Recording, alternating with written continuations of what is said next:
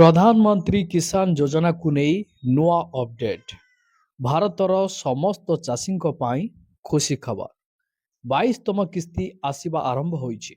लक्ष लक्ष चाषी सेमान अकाउंट रे टंका पाइबाकु जाउचंती।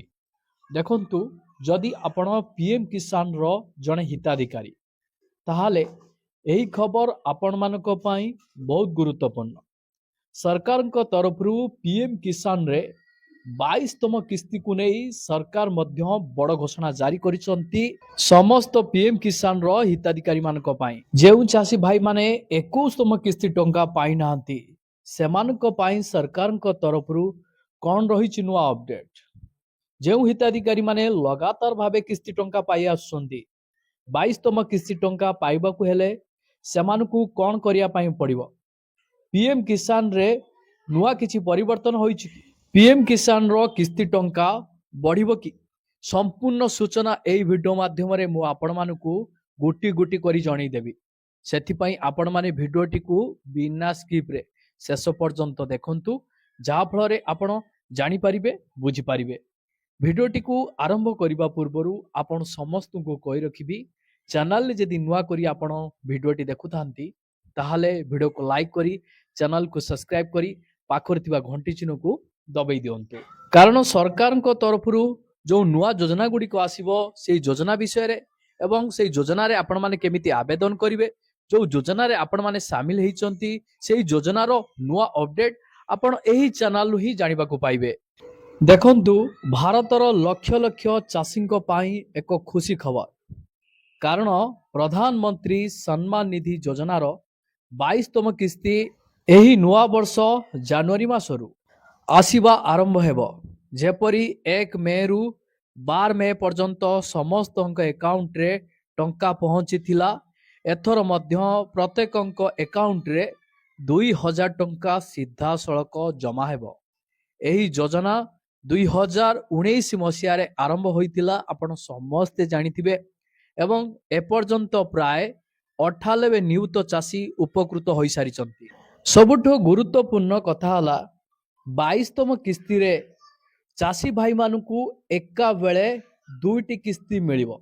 केउ चाषी भाई मानकू दुईटी किस्ती एका बेले मिलिबो।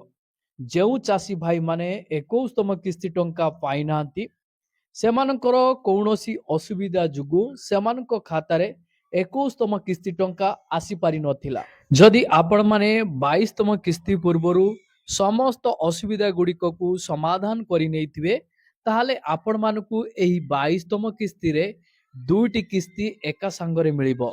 एही योजना रे समस्त चाषी भाई माने उपकृत हेई पारुचंती। जो मानक पाखरे केवल जमी रहिछि आपण जे कोनसी चाष करंतु ना काहेकि एही योजना रे प्राय 98 नियुत चाषी उपकृत हेउचंती। सरकार समय समय रे चाषी मानकू किस्ती बंटन करूचंती जहा द्वारा छोट एवं बड़ उभय चाषी उपकृत हेउचंती। जो माने 2000 टंका किस्ती द्वारा खुशी होउचंती। आसंतु जानिबा कृषक मानक पई खुशी खबर से माने टंका पाइबा आरंभ करिबा को जाउचंती। देखंतु एही योजना केंद्र सरकार को एक स्वतंत्र योजना जहा क्षुद्र एवं मध्यम चाषी मानकू आर्थिक सहायता प्रदान करे। एही योजना अधीन रे वार्षिक 6000 टंका तीनोटी किस्ती रे अर्थात प्रति 4 मासरे 2000 टंका लेखाएं प्रदान करा जाए। एही टंका सीधा सड़क लाभ हस्तांतर अर्थात डीबीडी माध्यम रे चाषी को बैंक अकाउंट को स्थानांतरित करा जाए जहा मध्यस्थी हस्तक्षेप को दूर करिथाए। एही योजनार लक्ष्य हेउची चाषी मानकू बिहन सार एवं अन्यान्य कृषि आवश्यकता पाई पांठी जोगाइबा सेमानक फसल उत्पादन रे उन्नति आनिबा एवं सेमानक आय वृद्धि करिबा। आसंतु जानिबा प्रधानमंत्री किसान योजनार 22तम किस्ती जारी खबर विषय रे। बहुत चाषी भाई माने किस्ती टंका पाई आसुचंती। जेमितिका 9.8 कोटी चाषी को 22,000 कोटी टंकारु अधिक सहायता मिली। एथर मध्य मु आपण मानकू कहिबाकू चाहिबी जे टंका समस्त चाषी अकाउंट को जीवो। କାରଣ ଏହା ଛୋଟ ଚାଷୀଙ୍କ ପାଇଁ ବହୁତ ଭଲ ଖବର। ଚାଷୀମାନେ ବହୁ ଦିନ ଧରି ଅପେକ୍ଷା କରିଥିବାରୁ ଟଙ୍କା ବହୁ ଶୀଘ୍ର ଆପଣଙ୍କ ଆକାଉଣ୍ଟକୁ ସ୍ଥାନାନ୍ତରିତ ହେବ। ପ୍ରଧାନମନ୍ତ୍ରୀ କିଷାନ ଯୋଜନା ମାଧ୍ୟମରେ ଏକ ଅପଡେଟ୍ ଜାରି କରାଯାଇଛି। ଆସନ୍ତୁ ଜାଣିବା ପ୍ରଧାନମନ୍ତ୍ରୀ କିଷାନର ଲାଭ କିଏ ନେବେ। ଦେଖନ୍ତୁ, ଏହି ଯୋଜନା କେବଳ ସେହି ଚାଷୀଙ୍କ ପାଇଁ ଯେଉଁମାନଙ୍କର କୃଷି ଜମି ଅଛି। ସବୁଠୁ ଗୁରୁତ୍ୱପୂର୍ଣ୍ଣ କଥା ହେଲା, ଯେଉଁ ଚାଷୀ ଭାଇମାନେ 21ତମ କିସ୍ତି ଟଙ୍କା ପାଇନାହାନ୍ତି, ସେମାନଙ୍କର ବକେୟା କିସ୍ତି ଟଙ୍କା ସେମାନେ କେମିତି ପାଇବେ? ଯେଉଁ ଚାଷୀ ଭାଇମାନେ ଲଗାତାର କିସ୍ତି ଟଙ୍କା ପାଇ ଆସୁଛନ୍ତି, ସେମାନେ ମଧ୍ୟ କ'ଣ କରିବା ଉଚିତ? ଦେଖନ୍ତୁ, ଆପଣମାନଙ୍କର ପିଏମ୍ କିଷାନର କିସ୍ତି ଟଙ୍କା ଅଟକି ନ ଯାଉ, ସେଥିପାଇଁ ମୁଁ ଆପଣମାନଙ୍କୁ ଭିଡ଼ିଓଟିକୁ ପ୍ରୋଭାଇଡ଼ କରିଛି। 22ତମ କିସ୍ତି ଆସିବା ପୂର୍ବରୁ ଆପଣମାନେ ଏହି ସମସ୍ତ ପ୍ରକ୍ରିୟା କରିନିଅନ୍ତୁ। ଯଦି ବକେୟା କିସ୍ତି ଆପଣମାନଙ୍କର ରହିଛି, ତାହା ମଧ୍ୟ ଆପଣ ପାଇପାରିବେ ଏହି କାମ ଯଦି ଆପଣମାନେ କରିନେବେ। ପ୍ରଥମ କାମଟି ହେଲା ଆଧାର ନମ୍ବର ଏବଂ ବ୍ୟାଙ୍କ ଆକାଉଣ୍ଟକୁ ଲିଙ୍କ କରେଇ ନେବା ଆବଶ୍ୟକ। 2 ନମ୍ବର କାମଟି ହେଲା EKYC ସମାପ୍ତ କରିବା ବାଧ୍ୟତାମୂଳକ। 3 ନମ୍ବର କାମଟି ହେଲା ଯଦି ଡକୁମେଣ୍ଟସ ଗୁଡ଼ିକରେ କୌଣସି ତ୍ରୁଟି ଥାଏ, ତେବେ ତାହାକୁ ସଂଶୋଧନ ତୁରନ୍ତ କରିନିଅନ୍ତୁ। ପିଏମ୍ କିଷାନ ଯୋଜନାରେ କେଉଁମାନେ କିସ୍ତି ଟଙ୍କା ପାଇବେ ନାହିଁ?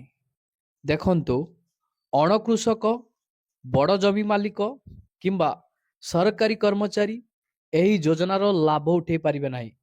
ଆସନ୍ତୁ ଜାଣିବା ପିଏମ୍ କିଷାନର ସ୍ଥିତି ଏବଂ EKYC କିପରି ଆପଣ କରିବେ। ଆସନ୍ତୁ ଜାଣିବା ପିଏମ୍ କିଷାନର ସ୍ଥିତି ଆପଣ କେମିତି ଦେଖିବେ ଏବଂ EKYC କିପରି କରିବେ। ଦେଖନ୍ତୁ, ଆପଣମାନଙ୍କର 22ତମ କିସ୍ତିର ସ୍ଥିତି ଯାଞ୍ଚ କରିବାକୁ ଆପଣମାନେ pmkisan.gov.in କୁ ଆପଣ ଭିଜିଟ୍ କରିପାରିବେ। ଏହି ଭିଡ଼ିଓର ଡିସ୍କ୍ରିପ୍ସନରେ ମୁଁ ଲିଙ୍କ ଦେଇଦେଇଛି। ଆପଣମାନେ ସେ ଲିଙ୍କ ଉପରେ କ୍ଲିକ୍ କରି ସିଧାସଳଖ ୱେବସାଇଟ୍ରେ ପହଞ୍ଚି ପାରିବେ।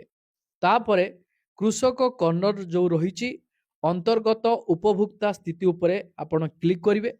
ଆପଣମାନଙ୍କର ସ୍ଥିତି ଯାଞ୍ଚ କରିବାକୁ ଆପଣମାନଙ୍କର ଆଧାର ନମ୍ବର, ମୋବାଇଲ ନମ୍ବର କିମ୍ବା ବ୍ୟାଙ୍କ ଆକାଉଣ୍ଟ ନମ୍ବରକୁ ଆପଣ ପ୍ରବେଶ କରାଇ ନେବେ। EKYC ପାଇଁ ୱେବସାଇଟ୍ର EKYC ବିକଳ୍ପକୁ ଚୟନ କରନ୍ତୁ ଏବଂ OTP କିମ୍ବା ଫେସ୍ ଅଥେଣ୍ଟିକେସନ୍ ବ୍ୟବହାର କରି ଯାଞ୍ଚ କରନ୍ତୁ।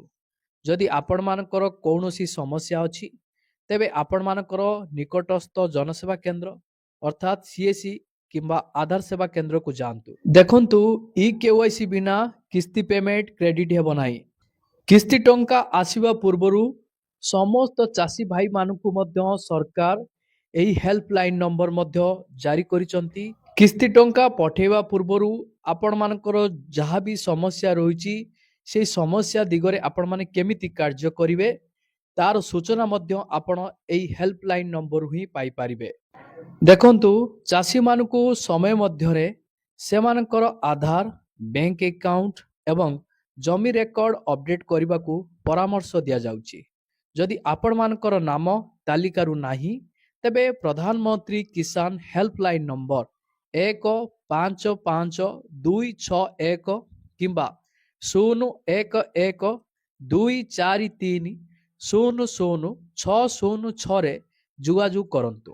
ଆପଣ pmkisan-ict@government.in ରେ ମଧ୍ୟ ଇମେଲ କରିପାରିବେ। ଆପଣମାନଙ୍କର ଯାହା ବି ସମସ୍ୟା ରହିଛି, ଯେଉଁ ସମସ୍ୟାଟି ପରିଲିଖିତ ହେଉଛି, ସେହି ସମସ୍ୟାର ସ୍କ୍ରିନଶଟ୍ ଆପଣମାନେ ନେଇ ନିଅନ୍ତୁ।